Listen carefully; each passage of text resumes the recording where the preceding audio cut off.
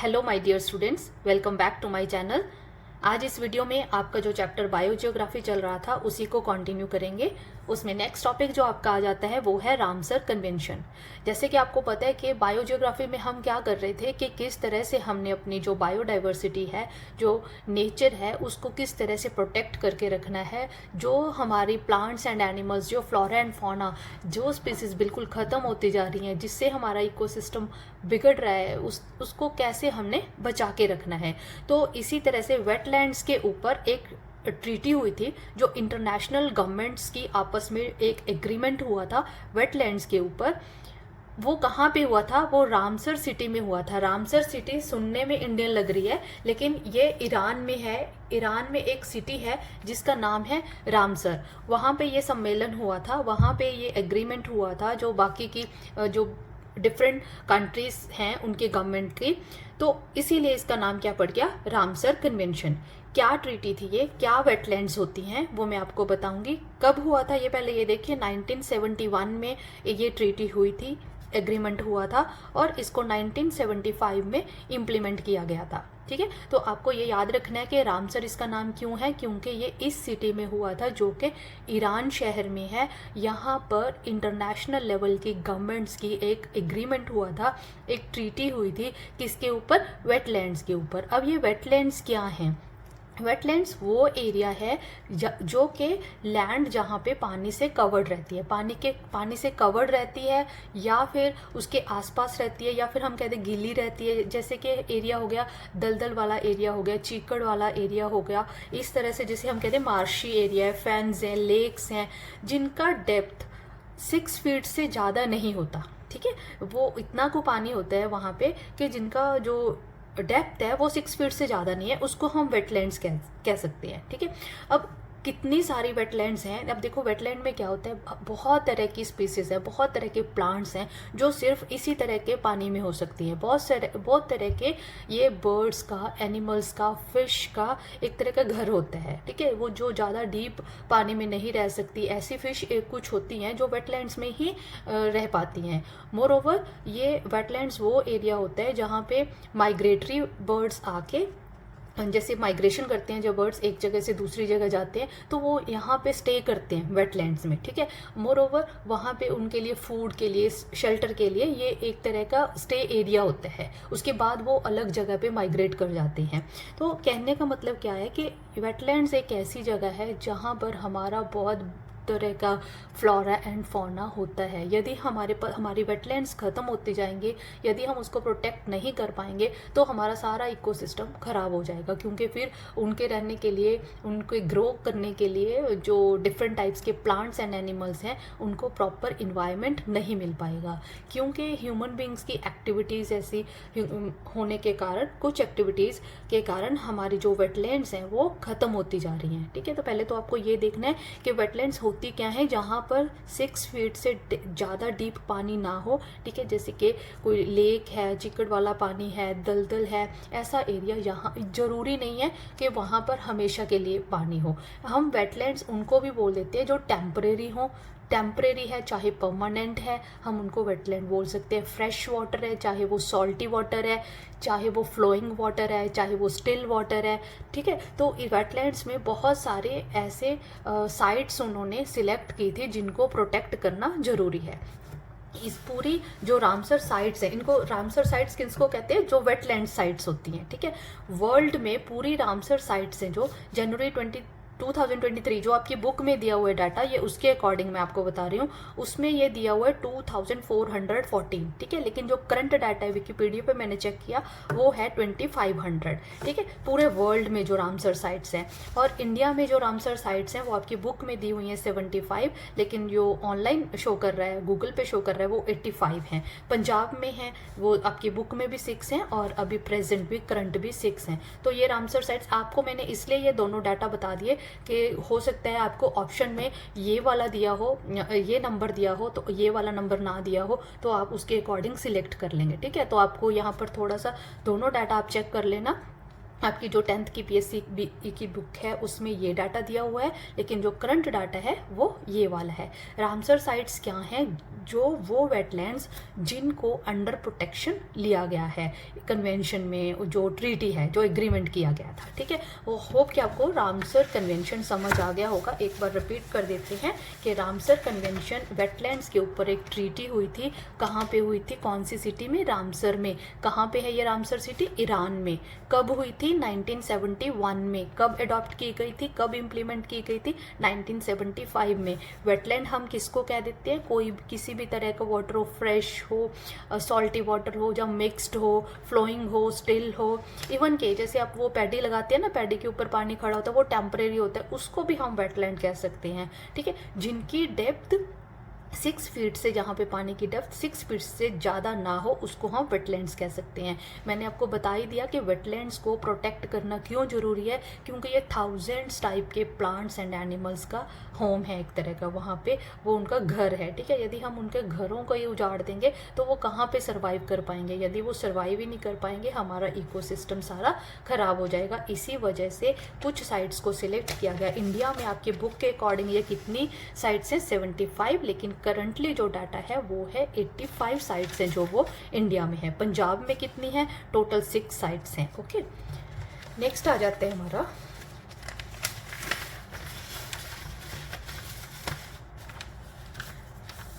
ये national wild life action plan.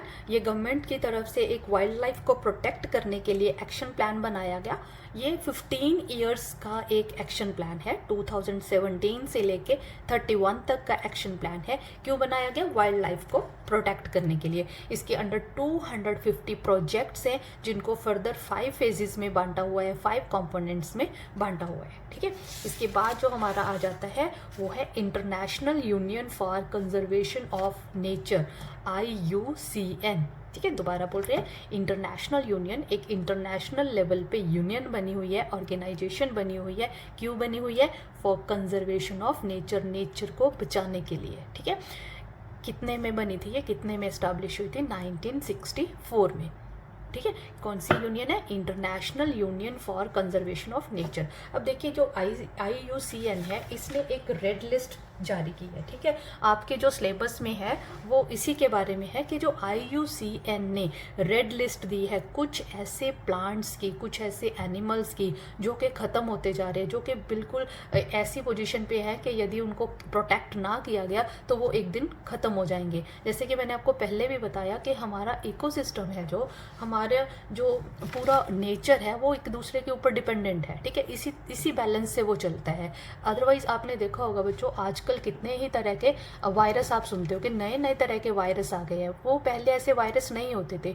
इनका reason क्या है कि कुछ ऐसे जिनको हम ध्यान भी नहीं देते ना, बहुत छोटे छोटे इंसेक्ट्स किसी वजह से, या फिर जो हम जो पेस्टिसाइड्स यूज़ कर रहे हैं उसकी वजह से वो पेस्ट ख़त्म होते जा रहे हैं, और उनके ख़त्म होने की वजह से कुछ नए तरह की जो ऑर्गेनिज्म है वो पैदा हो जाते हैं, जिससे वो एक तरह का वायरस बन जाते हैं। तो कहने का मतलब क्या है कि सारा इकोसिस्टम ख़राब हो जाता है। तो जो ये हमारी ऑर्गेनाइजेशन है, international union for conservation of nature है, इन्होंने एक रेड लिस्ट जारी की है जिनको प्रोटेक्ट करना बहुत ही ज़रूरी है। ये एक ऐसी यूनियन है बच्चों जो कि ये बताती है कि कौन कौन सी स्पीसीज़ हैं। ये पूरी ना इन्फॉर्मेशन देती है, कॉम्प्रिहेंसिव इन्फॉर्मेशन देती है, जिसमें ये बताया जाता है कि इनको कैसे बचाया जा सकता है, इनके लिए कैसा हैबिटेट चाहिए, कैसा क्लाइमेट चाहिए, या फिर इनको किन किन चीज़ों से खतरा है, कौन कौन से इनको थ्रेटन्स हैं जिसको हम बचा सकते हैं। ये मतलब पूरी तरह से हमें एक ऐसा टूल है जो पूरी तरह से इंफॉर्मेशन देता है। मोर ओवर इसके अलावा ये भी बताता है कि उनको बचाने के लिए हमने कौन से डिसीजंस लेने हैं, कौन कौन सी पॉलिसीज़ हम अपना सकते हैं, ठीक है। तो क्या ऑब्जेक्टिव्स हैं international union for conservation of nature के एक रेड लिस्ट जारी करने के? आपको बुक में आप देखोगे ये वर्ड लिखा हुआ, रेड लिस्ट। रेड लिस्ट किस चीज़ की? कि किन किन स्पीसीज़ को, चाहे वो प्लांट्स की हैं चाहे वो एनिमल्स के, किन किन स्पीसीज़ को खतरा है, ठीक है। तो क्या ऑब्जेक्टिव्स हैं IUCN के?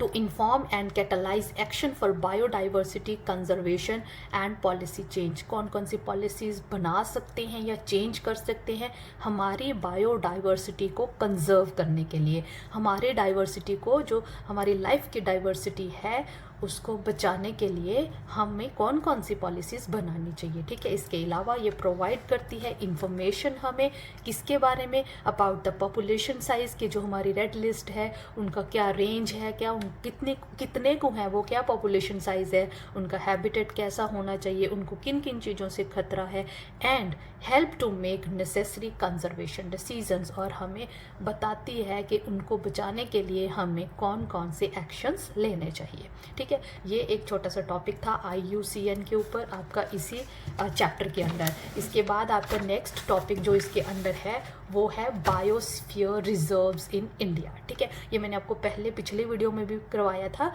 कि बायोस्फीयर क्या होता है, कितने हैं ये हमारे इंडिया में। यहाँ पे एक बार फिर से करते हैं, बायोस्फीयर रिजर्व्स 18 बायोस्फीयर रिजर्व्स हैं इंडिया में। ठीक है, क्या होता है बायोस्फीयर रिजर्व्स, जैसे कि आपने सुना होगा नेशनल पार्क हैं, एनिमल सेंचुरीज़ हैं, वो भी एक तरह का ऐसा नेचुरल इन्वायरमेंट एनिमल्स को प्रोवाइड किया जाता है जिससे वो एक नेचुरल इन्वायरमेंट में रहते हैं। बायोस्फीयर का एरिया उनसे बड़ा होता है, ठीक है, उनसे ज़्यादा होता है, और मोरोवर ये वहाँ की इस रिज़र्व में, बायोस्फीयर रिज़र्व में, वहाँ पे प्लांट्स एंड एनिमल्स की प्रोटेक्शन के साथ साथ जो लोग वहाँ पे रहते हैं उनकी लाइफ को भी प्रोटेक्ट किया जाता है ताकि वो अपनी जो नॉर्मल एक्टिविटीज़ हैं वो उस तरह से अपनी एक्टिविटीज़ को कर सके। ठीक है, रीज़न क्या है इसके पीछे कि वो सारी जो बैलेंस्ड सी लाइफ है, जो हमारा इकोसिस्टम है, उसको बनाए रखने के लिए ये पूरे एरिया को प्रोटेक्ट करते हैं। ठीक है, बायोस्फीयर रिजर्व क्या है, protect larger areas of natural habitat than national park and animal sanctuary। Animal जो सेंचुरी है, नेशनल पार्क है, उसमें भी ऐसा ही होता है, लेकिन बायोस्फीयर रिजर्व्स थोड़ा बड़ा होता है एरिया में और वहाँ के लोगों को भी प्रोटेक्ट करता है। ओके, 2 बायोस्फीयर रिजर्व्स के बारे में मैं आपको करवा दूंगी जो आपकी बुक में पूछे भी गए हैं और क्वेश्चन इंपॉर्टेंट भी हैं और आ भी सकते हैं एग्जाम्स में। ठीक है, सबसे पहला है gulf of Mannar. Gulf of Mannar क्या है, कौन सा एरिया है, ये 1989 में अडॉप्ट किया गया था। ये एक्सटेंड करता है, इसका रेंज कहाँ पे है, आपको देखा होगा जहाँ पे कन्याकुमारी है ना, तमिलनाडु नीचे वाला जो हमारा, आप इंडिया के मैप को देखो उसमें जो सबसे नीचे वाला पार्ट है, ठीक है, तमिलनाडु में, वहाँ पे एक छोटा सा आइलैंड है हमारा रामेश्वर, कन्याकुमारी के ना बिल्कुल ये नॉर्थ साइड में चला जाता है।